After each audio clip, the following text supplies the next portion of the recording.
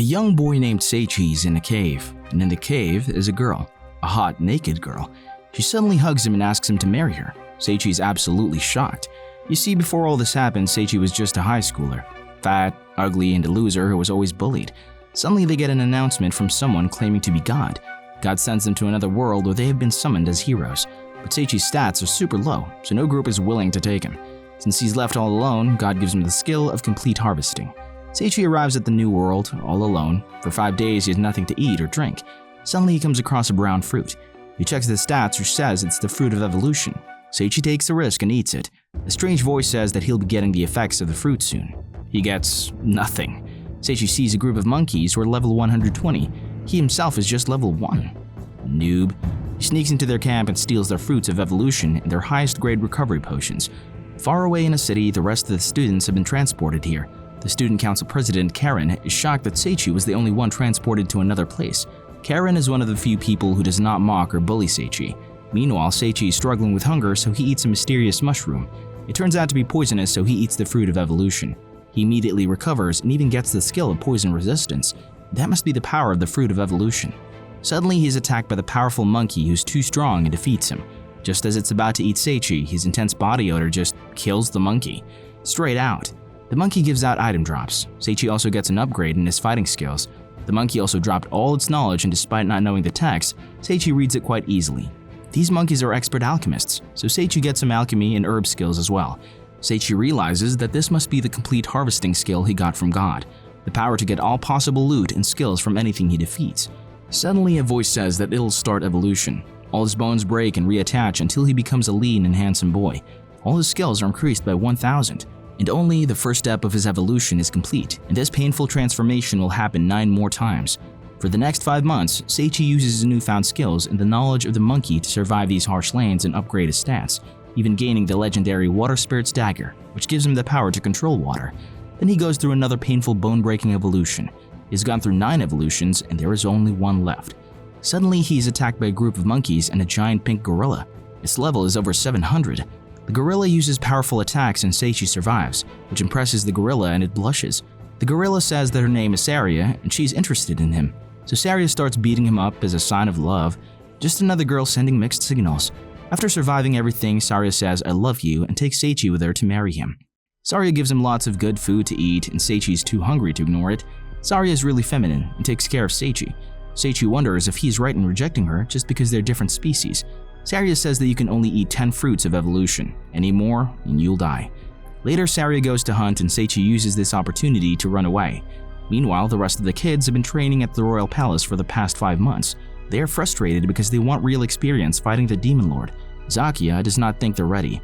While everyone else is getting impatient and frustrated at Zakia, Karen and her friends decide to train sincerely. Back in the forest, Seichi reaches a creepy cave where he meets the Dark Lord Janos. Janos is level 1,500. Quite scary. He stabs Seichi, but Saria comes in between and takes the blow. Before dying, she thanks Seichi for coming into her life. Seichi starts regretting treating her differently just for being another species. He takes out the Water Spirit's Dagger and fights Janos, while declaring that he loves Saria.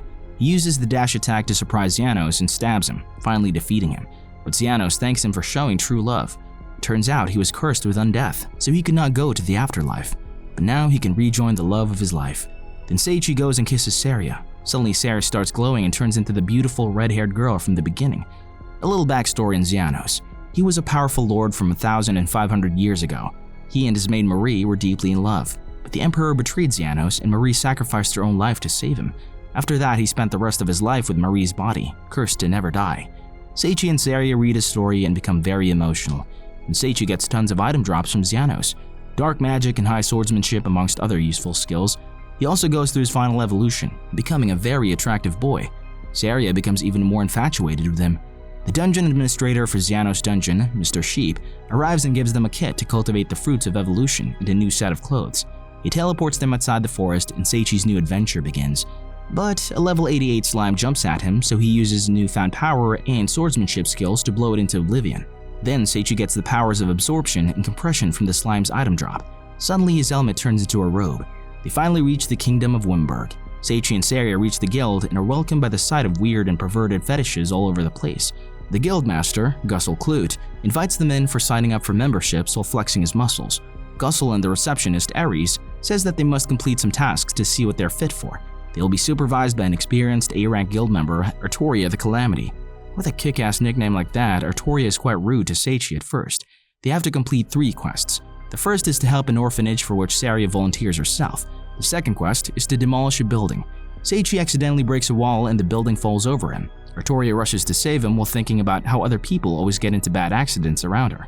She actually starts crying, but Seichi comes out quite safe and sound. Artoria scolds him for being so careless. Seichi realizes that despite her tough exterior, Artoria is actually a kind person. Next up, the final quest is to walk a dog. Pretty simple, right? Wrong. The dog is big, very big. Gustle officially welcomes them into the guild and gives them money, which he pulled out from under his shorts. Jeez, just how big is he down there? Anyway, Seichi has risen up to level 10. Later, Artoria takes them to kill for slimes, but one of them just suddenly disappears. Artoria realizes that it's a teleportation trap set up by demons.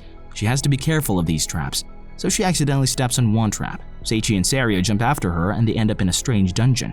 Artoria scolds them for coming with her, but the two of them reply they just want to protect Artoria. Artoria is impressed. She gives them a guide stone which will guide them to their party members. If a party member is in danger, it will glow red. Suddenly, Artoria steps in a trap which separates her from the other two. It's unbreakable, so Artoria has to go around to find each other. Seichi and Saria find a suspicious box which jumps at them. So Seichi fights back, the box disappears, and a normal box appears. They get a ring of misfortune which multiplies the wearer's luck by -2. What use is that? Suddenly the guide stone glows red. Meanwhile, Artoria has been fighting for a long time and finally reaches the room of the Black Dragon God, the most powerful being in the Demon Lord's army. Meanwhile, Seichi and Saria's guide stone points at another wall, so Seichi starts punching it. Back to the fight, Artoria unlocks her berserk mode and puts up a good fight, but the Dragon God is way too strong for her and stabs her. Then he breathes fire on her, but Seichi and Saria arrive on time and save her. Saria gives her a recovery potion while Seichi goes to battle the Black Dragon God. The enemy is level 5000. Seichi's special skills that he obtained up to now are not effective. Dragon God prepares his most powerful attacks, so Saria tells him to use his water powers. He uses the Water Spirit's dagger and brings down a huge column of water on the Dragon God. Then he quickly uses his swordsmanship skills, strength, and speed to slice the Dragon God, killing him. He gets lots of legendary item drops, including the Dragon God's gem, which will improve his physical and magical stats by a lot. He eats the gem and gains space magic. And finally, the dragon's backstory. Long ago, the Black Dragon God was a guardian deity, but the humans wanted to make weapons from his powerful materials. He betrayed him, and the one who saved him was the Demon Lord. However, the heroes of the humans defeated the Demon Lord and locked the Dragon God in his dungeon. The Dragon God vowed to avenge his fallen friend, the Demon Lord who saved him. Seichi cries and asks for forgiveness. Then, using the space magic he gained earlier, he teleports them all back to the kingdom of Wimberg. Artoria apologizes for putting them in this. Seichi says that it's not her fault. Artoria says that it is her fault. She shows them her luck stats, -2 million. She's had it ever since she was born and has always brought misfortune to the others around her. But the guild members were apparently worried about her and they're glad she's safe. Seichi says that the others don't care how much bad luck she brings. She's still precious to all of them. This is too much for her, so Artoria runs away. Seichi follows her using the guide stone. She's crying, so he hugs her to console her. Suddenly he remembers the ring he got earlier and puts it on her. Since it multiplies luck by -2, Artoria's luck goes to +4 million. He promises to support her all her life. She blushes and runs away, and Seichi realizes that he just proposed to her. Seichi doesn't know how to deal with this, as Artoria has started blushing in front of him now, and if Saria finds out, she'll probably kill him. Later, Gustle and Aries tell Seichi about the Demon Lord who's about to be resurrected, and about the nearby Kaiser Temple, which has summoned lots of heroes from another world. Seichi goes to the library to find out more. Meanwhile, in the Kaiser Temple, the king is angry that the general Zaki has not put the summoned heroes to actual battle. So his advisor suggests that they send the heroes to the Barbador Magic Academy without telling Zakiya anything. They plan to put enslavement bracelets in the heroes to make them follow all their commands. Seichi reads some random books about magic, and his complete harvesting skill allows him to instantly gain those powers. Lightning, ice, fire, it's all his. He also gets the power of magic creation, which allows him to create new magic skills. He gets annoyed because all this feels like a hack. He then goes to have lunch at a pub and gets to talking with a commoner, Ronze. He tells them about the Artoria and Saria situation. Ronze suggests that he can love both women, while Nord, the bartender, suggests that he clarify what happened to Artoria. He goes to meet Artoria before he can say anything. She kisses him. Artoria says that she knows he did not mean marriage when he gave her that ring and that he already has Saria, but still, she has come to love him. Saria arrives just then and Seichi's ready to die, but Saria asks him to accept Artoria. She has no problem sharing Seichi with other women because she knows that he's just that desirable. So Seichi admits that he also loves Artoria and kisses her. All their friends congratulate these three on their new bond. Seichi has now become an A-rank adventurer, so Gussel flexes his muscle and advises them to buy a horse. The stable owner tells him about the Royal Cup, a very dangerous horse race with a huge reward. Then he shows him a dragon horse, too dangerous, a deer horse, too stupid, and finally a female donkey with anger issues. It immediately attacks the stable owner.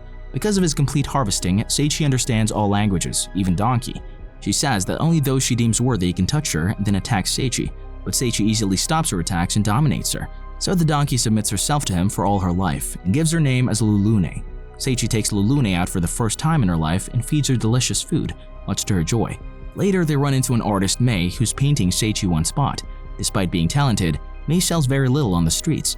So her friend Clay, another painter, wants her to participate in the Royal Painting Competition, the most influential painting competition in the Wimberg Kingdom. But Mei does not believe that she can win it. Seichi says that if he wins the dangerous race, then she might get the courage to participate in the painting competition. So Seichi enters the tournament with Lulune. Lulune has extra motivation as the fifth prize is a tasty tambuli fish. The race starts. However, Lulune was looking forward to the tambuli so much she skipped breakfast, and now she's weak AF. So Seichi uses the Fruit of Evolution cultivation set to grow one of the fruits, which she eats and then gets enough energy to rush forward. Meanwhile, one of the racers uses her horn to call a group of B-rank wolves and an A-rank hell wolf, but Lulune rushes in and kills the wolves. Then she goes through a power-up and missile kicks the hell wolf. The other racers get scared and drop out. Seichi and Lulune are the undisputed winners, but Lulune starts crying because she wants the 5th place tambuli. But Seichi consoles her and she gets emotional. Suddenly she glows golden and Lulune also turns into a human, a very naked human. Artoria does not take this well and punches him, so Saria shows her true gorilla form, proving that the Fruit of Evolution does this. So Artoria takes Lulune to the tailor's and gets her new clothes. Suddenly 2 Valkyries, which are powerful warriors of the Wimberg Kingdom, come and arrest Seichi. Meanwhile, the top generals of the Demon Lord's army gather under the Demon Lord's daughter, Lutia. Lutia says that she wants to ally with the Wimberg Kingdom, shocking the generals. Leia also says that she summoned the Black God's dragon soul for a short moment, and he told her that he lost to a man named Seichi and it was a fair battle. The demons are shocked. Lutia also says that demons and humans must learn to coexist if they want peace for their people. All the generals begrudgingly agree to her peace plans. However, the Demon Lord's aide, Krace, is against the alliance and he runs away. Back at the Wimberg Kingdom, Seichi learns that the winner of the Royal Cup gets to spend a day with the famed Valkyries, so he's getting his reward. Lulune should also be here, but maybe that's just my opinion. They show him at the Valkyries train led by the captain, Louise. Louise defeats the others so fast that Seichi couldn't even see it. Then she challenges Seichi to a mock battle. Meanwhile, the other students arrive at the Barbador Magic Academy, where Karen and her 2 friends are bullied by some big boys. She slaps them, so they vow to take revenge. Back to Seichi, he dodges almost all of Louise's attacks, surprising everyone. Suddenly, he gets all sorts of reflexive world vision and sixth sense power-ups which allow him to disarm Louise. Everyone is horrified. Suddenly, Louise blushes and calls him teacher or master. Another Valkyrie tells him that Louise cannot use magic, so she honed her swordsmanship to pure mastery. She can also copy any skills she sees. She was a genius from childhood and everyone put her on a pedestal, meaning she never had proper friends who were on equal terms with her. Now Seichi has changed that. Louise asks him to be her teacher, so there's another one for Seichi's harem. Suddenly a maid screams and says that someone has attacked the king, so Seichi uses the recently acquired world vision power to find the assassin. She seems to be an 8-year-old child named Oliga. Seichi's skills allow him to see that Oliga is a slave. Oliga attacks him, but Seichi's newfound reflexive and defensive skills are too much for her, and he knocks her out easily. The Valkyries arrive and say that the king is in eternal slumber because Oliga cut him with a cursed knife. No one knows how to undo that curse. Seichi is shocked to see that the king is actually Ronze, the commoner who gave him love advice earlier. He also meets Louise's elder brother, Florio, the leader of the kingdom's magic division. Florio says that there is no magic to reverse the curse of eternal slumber. But remember, Seichi has obtained the skill to create magic, so he visualizes the sleeping curse and its cure. He accidentally creates a reverse magic called Eternal Health, and the king wakes up. All the people are delighted. Meanwhile, the other girls are also discussing Seichi. Saria is okay with Seichi doing whatever, but Artoria is jealous and worried that he might come back with another woman. In the Kaiser Empire, Zaki is shocked to learn that the king sent all the heroes to the Barbador Magic Academy. On top of that, the mage Helio has put enslavement bracelets on all of them. Meanwhile, Saria, Artoria, and Lulune go to meet Seichi at the palace. Florio and Louise are shocked that Seichi has a wife, a girlfriend, and a dedicated servant. One of the Valkyries, Lorna, starts interrogating Oliga by torturing her in the worst way possible, teasing her with delicious food. But this method is too sadistic, so Louise and Seichi kick down the door and tell Lorna that she won't be getting dinner. Then they feed Oliga good food. Luis notices that she's wearing an enslavement collar and she's forced to obey whatever their master commands. When she tries to remove it, she's struck with terrible lightning. Meanwhile, the King of Kaiser commands Helio to make Olga end her own life. Elsewhere, Zakiya starts questioning why he's fighting for the Kaiser Empire, whose king is so corrupted. Back at the Wimberg Kingdom, Seichi tries to create magic that can free the enslaved Olga. He needs to have a strong visualization and thinks about President Lincoln. And he ends up creating President Lincoln. The collar also breaks. Then Olga tells her sad story. In the Kaiser Kingdom, the breast folks are persecuted. Olga's mother was sent to a concentration camp while she and other kids were forced to train until they became assassins. She says that she has used her skills to kill many people and her hands are stained with blood. But Seichi reassures her that she's not evil, but the Kaiser Empire is. He tells that she can be like a sister to him. Louise informs him that King Ronze will not be punishing Olga because she's young and innocent, so Seichi takes her under his wing. Meanwhile, Helio and Krace are planning to crush the Wimberg Kingdom. Turns out, Helio is also working for the Demon Lord in secret. Later, Louise says that lots of monsters have been appearing near the kingdom's borders. The Black Paladin, who's the only knight capable of equaling Louise, is fighting them, but he does not have enough soldiers. So Louise and her Valkyries will be going to help him. She asks Seichi to protect King Ronze until then. One day, the greatest mage in their lands, Barnabas, comes to visit the king. Florio is a major fanboy of Barnabas. Even King Ronze bows before him. Barnabas is also the principal of the Barbados Magic Academy, where all the other kids are preparing their lives as NPCs. Suddenly, a soldier informs them that 5,000 boss-level monsters have appeared in the nearby forest, and they have no Valkyries to protect them as the Valkyries are at the border, where a large number of monsters have covered the entire landscape. Louise uses her water god's blade to destroy many monsters and the fight begins. Grace watches while laughing, believing that the Wimberg capital is defended by weak fighters. At the capital, Saria is ready to punch some monster skulls. Lulune will do anything to protect the city's delicious food, and Olga wants to protect this new home that took her in. The rest of the Adventurers Guild is also super hyped up. Gussel opens the battle by instantly killing one of the monsters. All the others also take care of business pretty easily. Even the bar owner Nord was a legendary assassin once.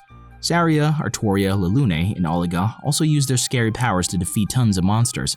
Barnabas is also a scary monster with his powerful Chaos Rain and Chaos Tornado. Suddenly another horde of monsters comes. They're all twice as powerful as the first horde. They're all S rank. The heroes and the soldiers start struggling and getting pushed back, so Seichi tries to envision magic that can attack all the monsters in the area without hurting the humans. He names it Judgment. Suddenly black clouds cover the area. Lightning falls and hits only the monsters just as he envisioned. Dude probably just turned off friendly fire. The monsters are all wiped out and all the heroes celebrate. The Judgment power falls on Krace as well. Meanwhile, the death of the monsters means Seichi gets tons of experience points and tons of level ups. He's annoyed that he has gotten more and more cheats for this world, and he's too OP to enjoy normal progress. Barnabas is so impressed that he offers him a teaching position in his academy, but Seichi does not want to leave his girls behind. So Barnabas offers a teaching position as well for Artoria, student positions for Saria and Lulune, and a maid position for Olga. The girls are also excited to hear that. They will depart only after Louise returns, so Seichi spends the day taking everyone out on dates, turn by turn. Soon, the royal painting competition arrives. Clade is an abstract art, which is really good, I think. Look, I'm not an abstract guy. All I see in his painting are yeah. As for Mei, she painted Seichi in a heroic pose like Napoleon. Mei says that the title of the painting is Hero, and it's dedicated to the man who gave her courage. She wins the tournament and gets an offer from a powerful duke to study painting in a prestigious academy. She asks him to be the model for her first painting when she returns. Then Louise and the Valkyries return. She congratulates Seichi on getting the teaching position, although she won't be going herself as she needs to protect the kingdom.